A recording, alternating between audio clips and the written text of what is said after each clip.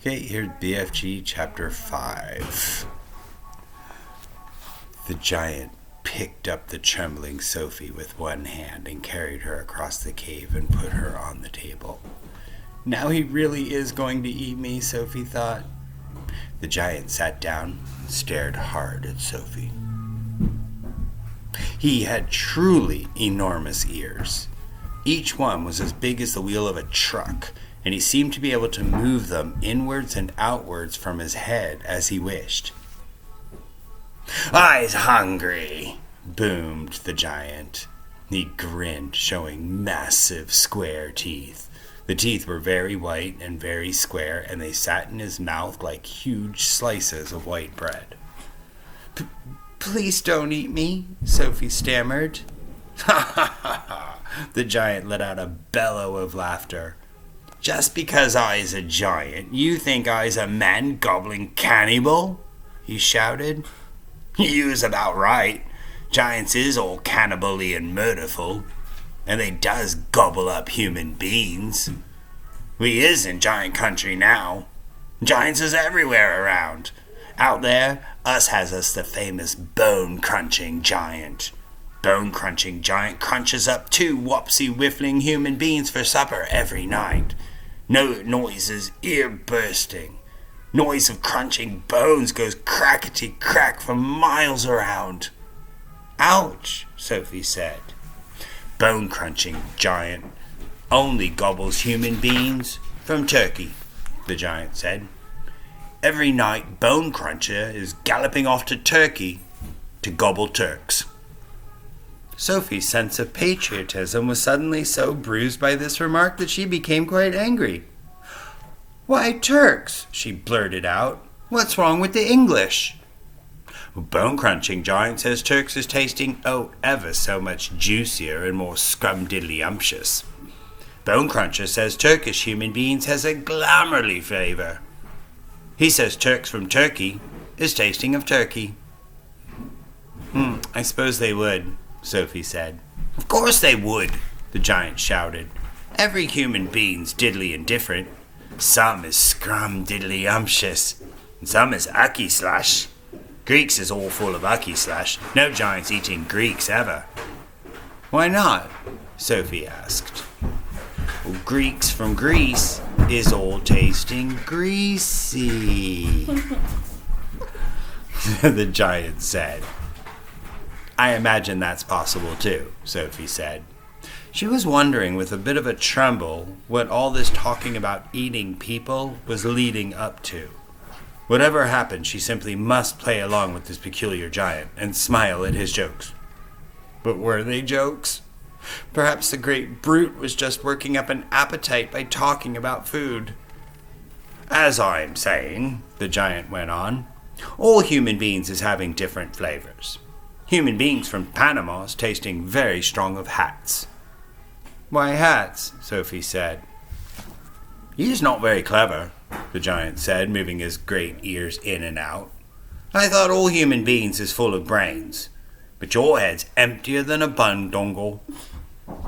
"Do you like vegetables?" Sophie asked, hoping to steer the conversation towards a slightly less dangerous kind of food. "You's trying to change the subject," the giant said sternly. "We's having an interesting babblement about the taste of the human being. The human being is not a vegetable." "Oh, but the bean is a vegetable," Sophie said. "Not the human bean," the giant said. "The human bean has 2 legs, and a vegetable has no legs at all." Sophie didn't argue anymore. The last thing she wanted to do was make the giant cross. "The human being," the giant went on, "is coming in billions of different flavors. For instance, human beings from Wales is tasting very whooshy of fish. There's something very fishy about whales." "You mean whales," Sophie said. She added the H. "Wales is something quite different."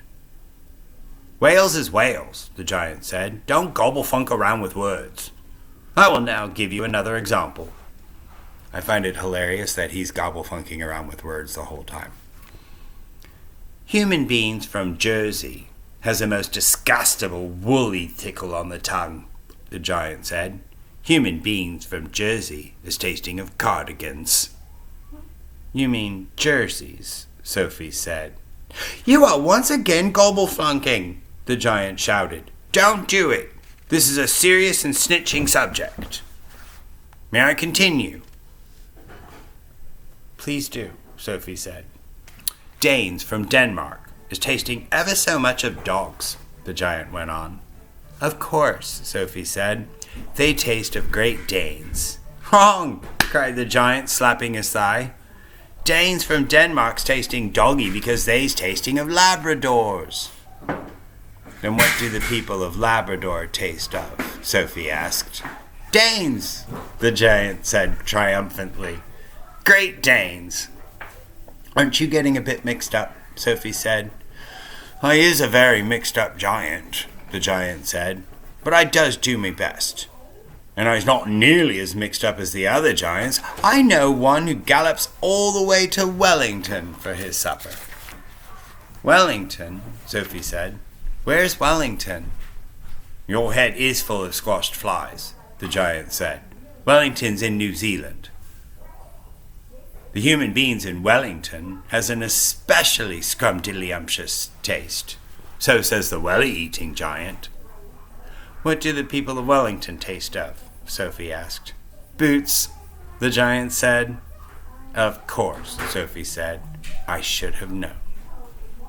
Sophie decided that this conversation had now gone on long enough. If she was going to be eaten, she'd rather get it over and done with right away than be kept hanging around anymore. What sort of human beings do you eat? She asked, trembling. Me, shouted the giant, his mighty voice making the glass jars rattle on the shelves. Me gobbling up human beings? This I never.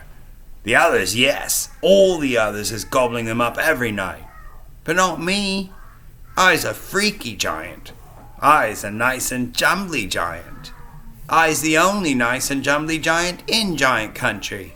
I is the big friendly giant. I's the BFG. What's your name? My name is Sophie, Sophie said, hardly daring to believe the good news that she had just heard.